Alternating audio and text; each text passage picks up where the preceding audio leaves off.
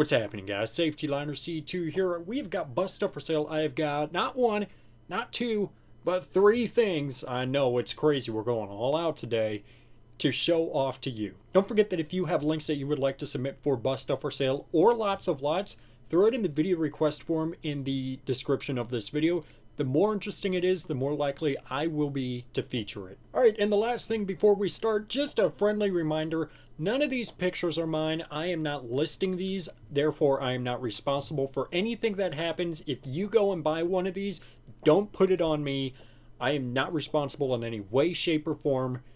Yeah. Alright, we are starting off with a good one. We've got a 1979 International Loadstar 1600. Being a little more specific than that, we're looking at a 1979 Ward International Loadstar in Missouri. Full-size school bus, inside is empty, no seats, International Loadstar 1600 series, runs and drives good. So 90% of all this other old stuff that I look at does not run, so to see something that does run that's this old, I'm genuinely surprised. Check it out. We've got a normal hood where you do this. It's not a butterfly hood and it doesn't lift up.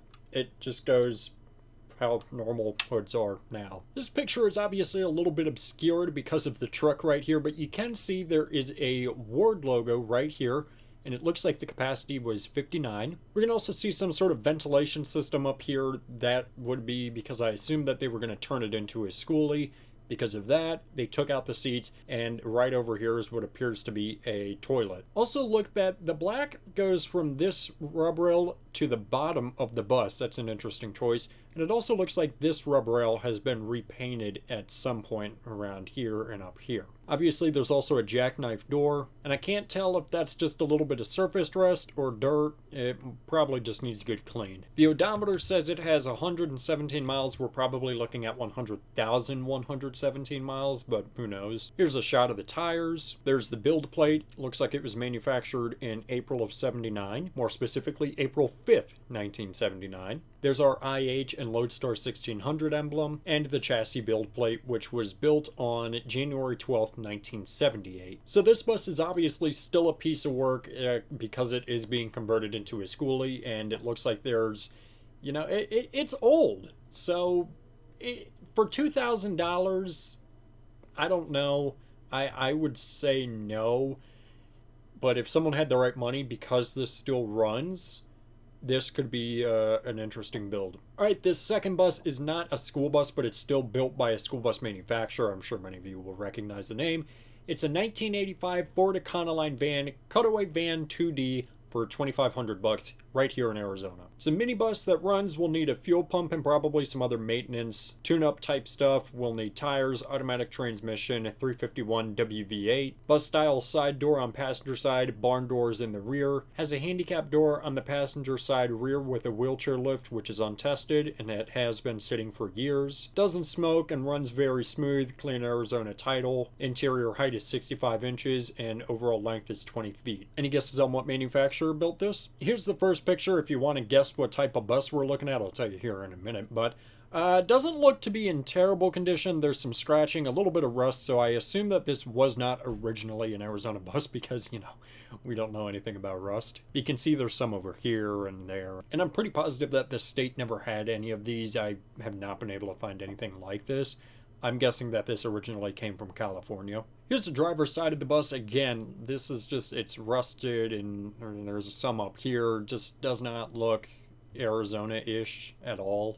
I'm pretty sure that the only Arizona thing about this bus is the color, because that literally matches with everything else. Here's the front of the bus, not much to look at. I've always liked that Ford chassis on buses, so I find that interesting. Here's the back of the bus, again, a little more rust, and if you look right above the license plate, you will see it says Collins. So we are taking a look at a 1985 Collins Ford Bantam. The bumper also looks to be dented, so I assume it got rear-ended at some point. Again, there's just not much to look at here. Econoline 350. Here's the driver's area. Looks to be a little dirty and it needs a good cleanup. 39,080 miles. And the last picture shows the interior. We've got a stove, 2 tires, 2 seats, a wheelchair lift, an air conditioning unit, and a bunch of empty space.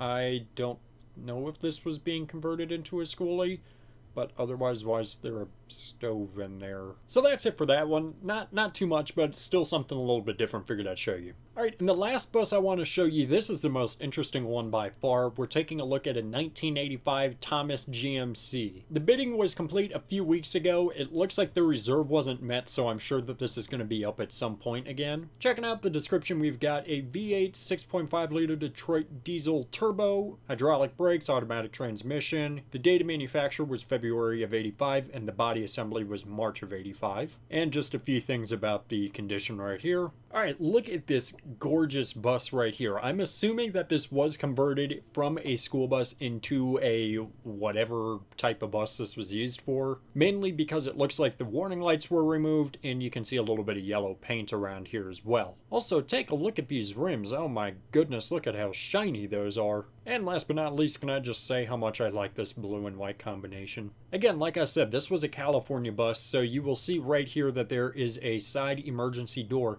But that's not the only reason that there's a side emergency door on this bus. Here is the back of the bus, and I know what you're thinking. Cameron, oh my gosh, there's 2 warning lights instead of the 1. I know, right? That's totally the obvious thing here. Okay, no, let's talk about the back of the bus here for a second. So in one of my recent bus stuff for sales, we were looking at a Superior that was somewhat similar to this. It was a California bus, it had a side emergency door, and it had a Type D rear. The difference with this bus, however, is that it has a trunk. Take a look at the extra storage space right here. This could be immensely useful.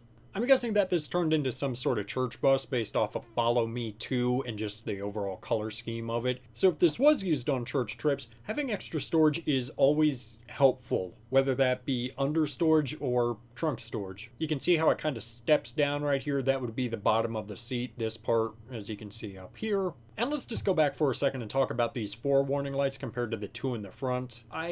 I don't know what's going on up here. I mean, it kind of looks like the clearance lights had been replaced because of this little bar thing right there. So I'm wondering if kind of this roof cap was replaced, but I highly doubt that. Also, I just noticed that this is high headroom right here. Obviously, having a trunk on a bus is not something that you see very often, but every time you do find it, it's always interesting. I really wish that it was put on more buses and that manufacturers today could implement that. In fact, Bluebird offered this option until at least 1999. If you remember, I showed this off in a video, the option sampler, where it showed that there was a trunk option. For all I know, they could still offer that as an option. I've never seen them on any sort of Visions or newer All-Americans, so I highly doubt it, but it at least still was an option then. Moving on, let's take a quick look at the engine, which you can see right there. And here's the other side. Here's the interior of the bus. It looks to be in really good condition. And I'm not sure why there are 4 lights back there that are just like warning lights. I don't know. And last but not least, a look at the build plate. Alright, and those are the 3 buses that I want to show you. As always, which is the one that you would pick? By far, 100%, I would love to have this GMC Thomas with the trunk. It's so unique. I love the color scheme on there, and you just don't see buses with trunks all that often. Again, if you have any links that you would like to submit for bus stuff for sale or lots of lots, check the video description for the video request form, and while you're down there, make sure and let me know which one of these you would buy. Alrighty, that is going to do it for this video, guys. Thank you so much for watching. Make sure you subscribe right down here. It's a magical red button that says you are now subscribed to Safety Liner C2. Make sure you comment up here, down here, over here, or over here. I don't know where they put it down here, where they put it. Make sure you also give this video a thumbs up or you're going to get locked in the trunk. And make sure you also share this video with a friend. Show it to your mom, show it to your dad, show it to a guy on a random street. I don't care. Don't let anything happen to you. So yeah, guys, that's going to do it for this video. And thanks for watching.